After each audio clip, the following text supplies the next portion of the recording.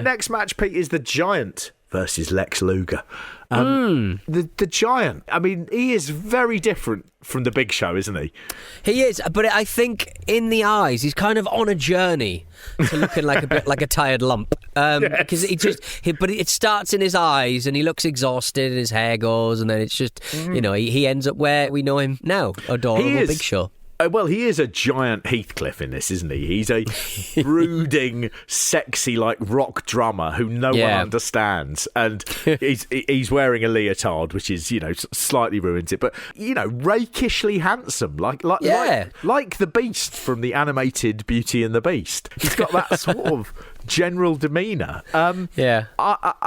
Again, what we're looking at here is the NWO making someone have the greatest 1997 they could possibly have, and that this time it's going to be Lex Luger. Yeah. Luger looking great, by the way, in this show. Looking a lot more handsome than he used to, but still got that sort of like look about him where you go, oh, I see Augustus Gloop got in shape. He does have somewhat of his kind of features does suggest that at some point he was a chunkalunka who it does. Who just went, I'm going to take control of my life. Or a German exchange student, who moved to America when he was about 12 and naturally was sort of ostracised. And then I have turned everything around by getting buff, now the men will fear me and the women will adore me. He's got that sort of vibe. It's a classic sort of big man versus hero match. They are one of those ones that always do well in the live crowd because that seems to be the spectacle of professional wrestling. But to watch it back many years later, Pete, it is what it is. It's pretty basic. It's very boring. A nice big jump on an elbow drop from the Giant, and he does a good punt into Luger's ribs, which looks like that was the first time he tried that on someone, didn't quite pull it enough, just booted him in the chest. I like it when he goes to pick up the Giant. I think it's very exciting when smaller men try to pick up big giants. It's wrestling at its heartbeat. Wrestling at its very heart is, can a smaller man lift up a much bigger man? And that is, people would rather see that than anything else. That's slightly why I think the WWE this year with WrestleMania are like Brock Lesnar versus Omos. They're really pushing that match, and they're pushing it because they're going, Omos is really very, very big. And do you know what? You're going to get seen picked up. That's all it is. That's all it is. It's the only person who can do it, definitely, yeah. Yeah, you're going to get to see a big man get lifted up by a smaller man. This is all building up to that moment of him trying to rack the Giant, and he did do it a number of times over the years. He struggles a bit here. He really can't get him up, which sort of always makes it look more impressive because you go, okay, so it's not easy. This is not easy. That's good. And Nick Patrick, the referee, has aligned with the NWO and kicks Luger's leg, so he drops. They have a sort of crooked ref. As soon as you get a crooked ref into a stable, it's beginning to spiral out of control. Get a bit messy in it, Yeah, this is now another run-in. Yeah, exactly. I mean, and who do we get this time? He's also wearing black and white. Oh, but he's not in the NWO as far as you know. It's Sting. What a year end for Sting. In the middle of the summer, he was on the other side of the Batch at the Beach match where he, Savage and Luger took on the two invaders, the outsiders of Hall and Nash, and their mystery third partner. So he's in that match where the NWO are created. And Sting, it's really hard to explain how popular he became. But what happens a couple of months after that match in about October, he's refused to speak. He's basically never spoken on television, and he wouldn't speak on WCW television for over a year. He would just appear, he would be silent, he was almost like a ghost. He changed his makeup to be this like white corpsey makeup, carried a baseball bat, and he would appear in the rafters at events, or he would never make it clear what he was doing or why he was there. No. This is very early on in Spooky Goth, so he's been doing this for 2 months. And he will do it for another 12 months. And he won't get in the ring until Starrcade 97, a year from now, where they build throughout the entire year the inevitable collision between him and Hollywood Hulk Hogan. So they decide to take their time with something. And it works unbelievably well.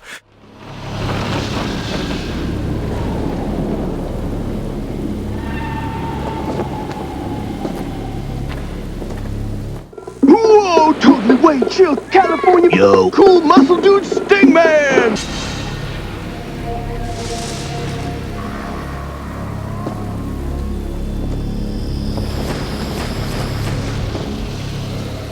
Like what Sting like wearing his feet. Peruse, dude. Peruse. Shoes for your feet, pockets for your stuff. What an amazing rebuild. By The Crow, the film in 1994, and Scott Hall had been the guy who approached Sting and basically went, have you seen The Crow? You should dress up like The Crow. And Sting went and rented The Crow and was like, yeah, I think I can do that.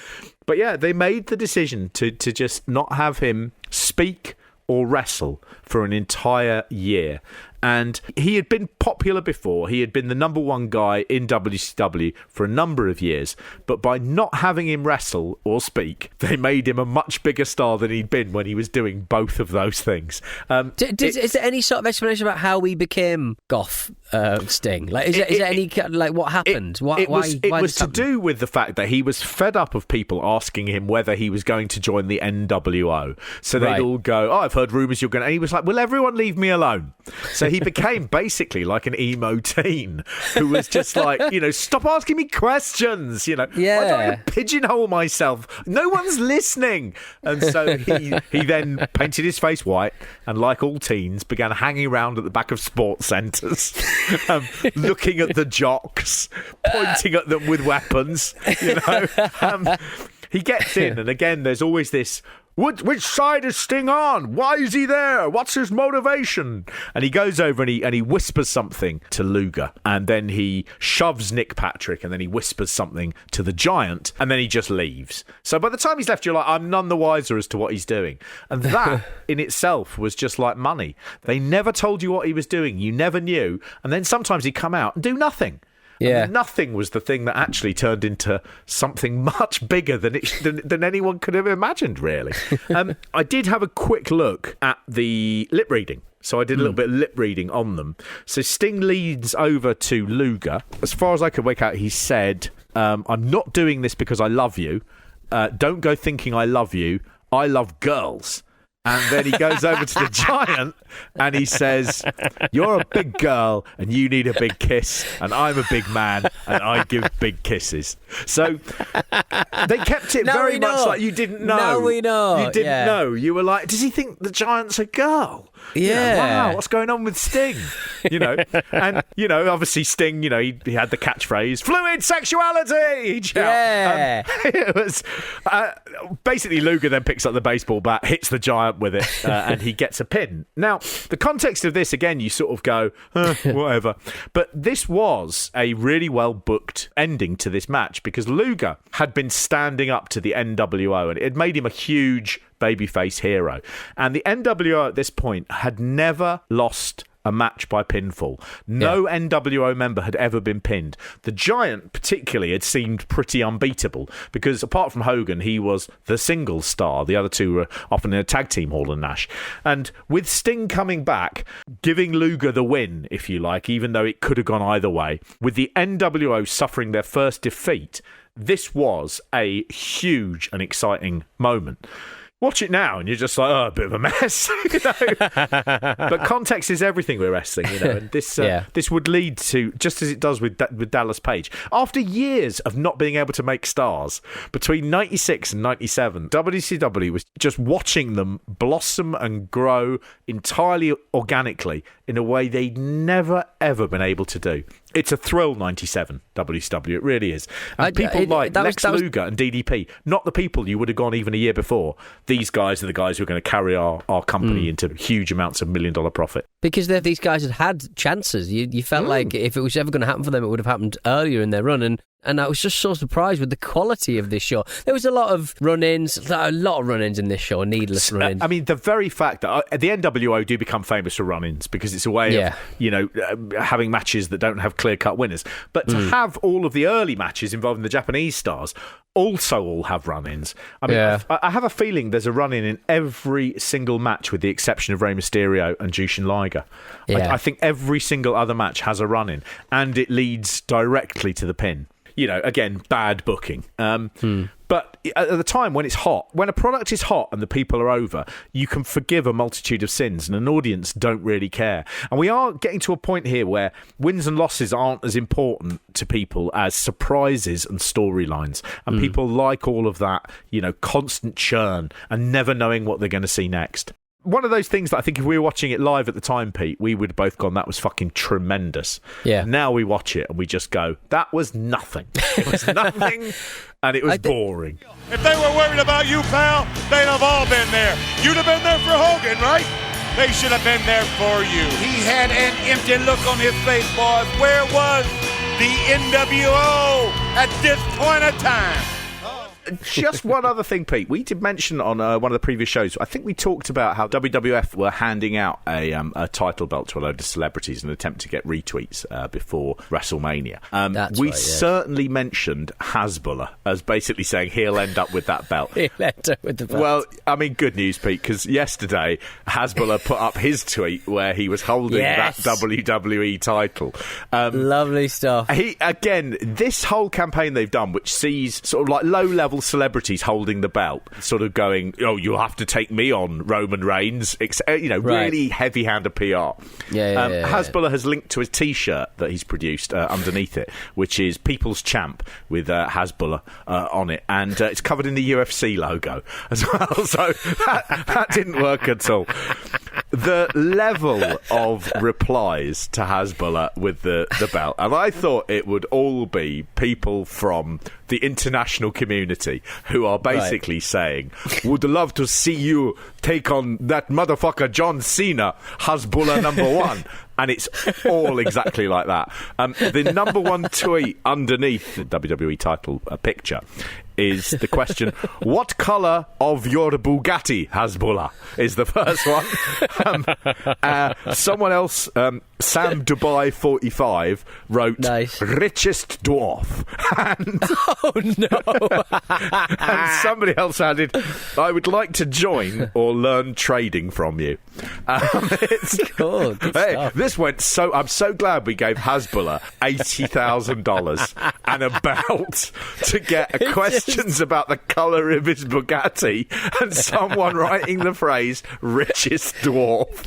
Absolutely appalling. The thing that gets me is it makes me laugh because it's like I'd only seen this video this week, but Hasbulla, he does not like dogs. Like, he is so afraid of dogs. And I know he's very small, and I guess they're like lion sized to him. Yeah. But imagine an 8-foot dog coming towards you. You'd be like, this is. I feel like Hasbulla now. But they had for some fucking reason, I have no idea why, they just put him in a room full of like 15 puppies. And like, puppies are crazy and they bite, and Hasbulla's tiny and he's running around and he's squeaking, and mate, it's so funny. That will teach richest dwarf a lesson about the dogs of war and trading. It's such his celebrity is genuinely perplexing. In that he is just a little lad who is obsessed with fighting. Yeah, it's a bizarre thing, isn't it? Very strange. I just like that they gave him the belt and he put a T-shirt out with the UFC. Oh, absolutely. I mean, it's just this was the last thing we wanted to happen. Did WWE not sort of have any recourse to ring his people and say, "You're not having the money. You're not having the money. You shouldn't even be selling the T-shirt." Yeah, this is not what we agreed. A lot was agreed. It's almost as if when we spend 80 grand on giving money to a group of grifters surrounded by the world's richest dwarf, like, we expect a little bit of respect for our branding and our IP, to be quite frank. I mean, half of his Twitter feed is him out at night on the streets of San Francisco punching willing men in the face who then roll on the floor, and you just go, now this is a big good look for our brand. I mean, it's just bizarre.